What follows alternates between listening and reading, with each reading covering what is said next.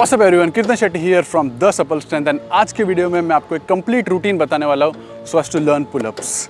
इस रूटीन को आपको इसी सीक्वेंस में फॉलो करना है क्योंकि हम डिफ़िकल्ट एक्सरसाइज से ईजियर एक्सरसाइज की तरफ बढ़ने वाले हैं।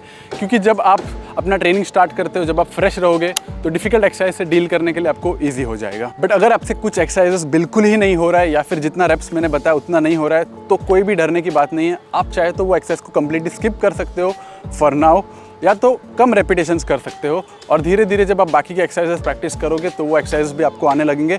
फिर आप इस कंप्लीट रूटीन को प्रैक्टिस करते रहोगे तो आप इजीली अपना फर्स्ट पुलअप अनलॉक कर पाओगे। पहला एक्सरसाइज होगा टॉप होल्ड्स, जहाँ पे आप कोई भी छोटे पुलअप बार पे या फिर छोटा पुलअप बार नहीं है तो स्टूल रखकर पुलअप के ऊपर वाले पोर्शन में जहाँ पे आपका चिन्स बार के ऊपर होता है वहाँ पे आ जाना और वहीं पे आपको अपने आप को होल्ड रखना है ऑलमोस्ट 10 to 20 सेकेंड्स के लिए।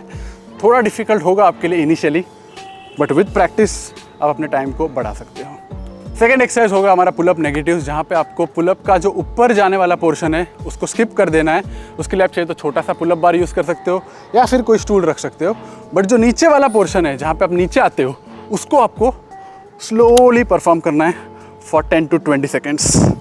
इससे आपका इसेंट्रिक मूवमेंट स्ट्रांग हो जाएगा और जो रिक्वायर्ड पुलअप के मसल्स होते हैं वो भी स्ट्रेंथन होंगे, जिससे आप पॉजिटिव रेप भी इजीली कर पाओगे। तीसरा एक्सरसाइज होगा बैंडेड पुलअप्स, जहाँ पे आप किसी भी रेजिस्टेंस बैंड का असिस्टेंस लेके इस पुलअप को परफॉर्म कर सकते हो, जिससे आपको एटलीस्ट समझ में आएगा कि पुलअप मूवमेंट एक्चुअली फील कैसे होता है। तो यहाँ पे आपको रेजिस्टेंस बैंड को ऐसे पुलअप बार में ऊपर लगा लेना है, दोनों एंड्स को ऐसे रख लेना, फिर एक बड़े लूप से दूसरे एंड को बाहर निकाल लेना जिससे रेजिस्टेंस बैंड अटैच हो जाएगा। फिर आपको इस रेजिस्टेंस बैंड में पैर को रखना है, दोनों भी पैर को, and then you can perform the pull-ups with assistance। तो इनिशियली आप किसी भी रेजिस्टेंस बैंड को यूज़ कर सकते हैं जो आपको ऑलमोस्ट 10 रेप्स करने के लिए हेल्प करता है। फिर वो रेजिस्टेंस बैंड इजी लगा तो थोड़ा सा लाइटर रेजिस्टेंस बैंड यूज़ करना and again try to do 10 reps. तो धीरे धीरे करके आपको रेजिस्टेंस बैंड के भी जो रेजिस्टेंस है वो कम करना है ताकि असिस्टेंस कम होते रहे और आपका स्ट्रेंथ बढ़ते रहे। Fourth exercise would be the leg supported pullups, जहाँ पे आप कोई भी छोटे पुलअप बार के एग्जैक्टली नीचे आके स्क्वाट कर सकते हो। फिर यहाँ से आपको बिना पैर का ज़्यादा सपोर्ट यूज़ किए मेजरली आपको आर्म से ही अपने आप को ऊपर पुल करना है इस तरह से।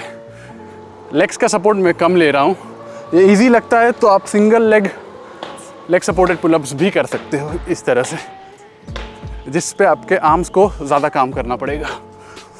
फिफ्थ एक्सरसाइज होगा इन्वर्टेड रोज, जहाँ पे आप कोई भी बार जो आपके अराउंड चेस्ट हाइट तक आता है उसको यूज़ करके उसको ऑलमोस्ट शोल्डर विड्थ से थोड़ा बाहर पकड़ लेना और लेग्स को आगे रखते हुए अपने चेस्ट को बार पे लगाने का ट्राई करना और 5 सेकेंड्स ऊपर होल्ड करना है आपको इस तरह से। सो इससे आपका बैक मसल्स अच्छे से एंगेज होना चालू हो जाएगा।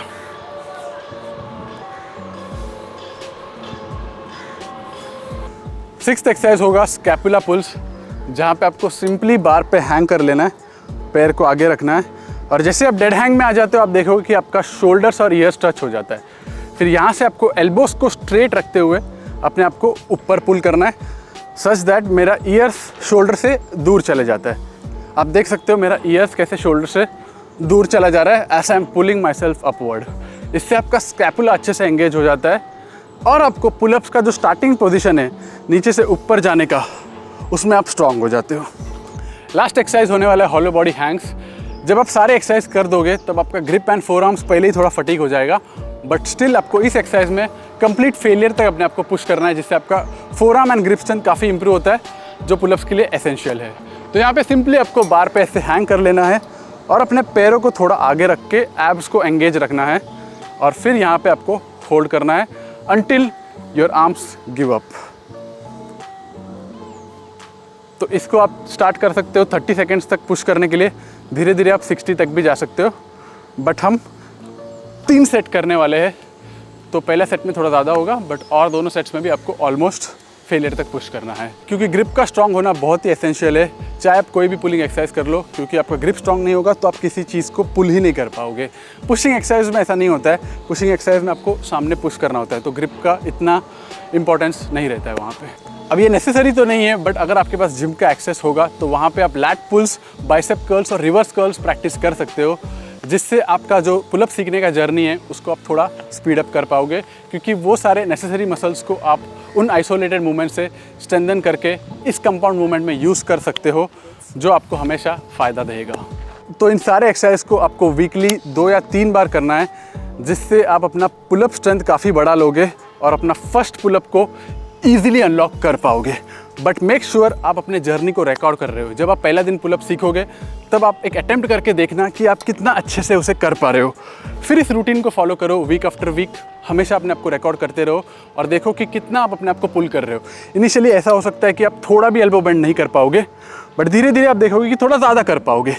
इससे एक मोटिवेशन बना रहेगा और आप हमेशा अपने आप को पुश करते रहोगे so as to get the first pull up. आपको ये वीडियो कैसे लगा मुझे कमेंट सेक्शन में ज़रूर बताना, और अगर आपको कुछ और भी डाउट्स रहेगा इस टेक्निक से या फिर इस रूटीन से related, then let me know in the comment below. So we will meet in the next video. Till then stay supple, stay strong.